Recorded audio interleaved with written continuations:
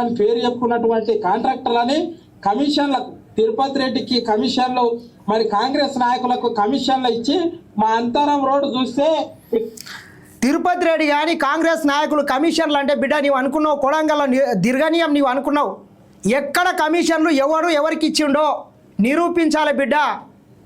నీ దగ్గర నిరాధారమైనటువంటి ఆరోపణలు చేస్తే మాత్రం ఊరుకునే ప్రసక్తే ఉండదు. లాగుల తొండలిడుస్తాం కోట్ల మైపాలు నీవు గుర్తుపెట్టుకో. మా నాయకుల గురించి మాట్లాడితే లాగుల తొండలిడుస్తాం. ఎవరిని తోలుకొస్తావో తోలుకరా బిడ్డ. నీవు కమిషన్లు తీసుకున్నట్టు నిరూపించు. తిరుపతి రెడ్డికి ఎవరు కమిషన్ ఇచ్చిండు, రేవంత్ రెడ్డికి ఎవరు కమిషన్లు ఇచ్చిండ్రు? అరే వాళ్ళ కమిషన్లు తీసుకోవాల్సినటువంటి అవసరం లేదురా సన్నాసి. రేవంత్ రెడ్డి గారు ఈ రాష్ట్రానికి ముఖ్యమంత్రి, ఆయన ఈ రాష్ట్రమే ఆయన చేతుల మీద నడుస్తున్నది. కమిషన్ లేదు రావులే. నీ బతుకు సకాలేక నీవెవంతనో కమిషన్ల కోసం కకృతి వాడి నీవెవంతనో కుక్క బిస్కెట్లు వేస్తాడని చెప్పి నీవు ఈరోజు వ్యాఖ్యలు చేస్తున్నావు. ఈ కొడంగల్ నియోజకవర్గంలో వందల వేల కోట్ల రూపాయలతోని ఈరోజు అభివృద్ధి జరుగుతుంటే ఈ దొంగలకు కండ్లకు కనబడతలేదా? సిగ్గు అనిపించలే కనీసం? సిగ్గు తప్పిన వెదవల్లారా.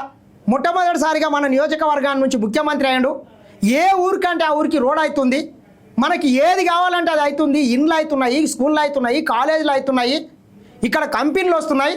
కొడంగల్కే వలస వచ్చే పరిస్థితిని ముఖ్యమంత్రి రేవంత్ రెడ్డి తీసుకొస్తుంటే ఈ దొంగలంతా మోపాయి వాడెవడో చెప్తున్నాడు అని చెప్పి ఫామ్ హౌస్ల నుంచి ఆట ఆడిపిస్తే ఈడొచ్చి బుడన్కాళ్ళలాక జోకర్గాళ్ళలాక డ్రామాలు వేస్తున్నారా?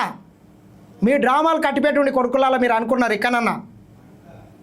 ఏం మీకే ఉంది నోరు అనుకుంటున్నారా? మీకన్నా 100 ఎక్క మాట్లాడగలుగుతాం, కానీ అధికారంలో ఉన్నాం అని ఇన్ని రోజులు సహనంతో ఉన్నాము.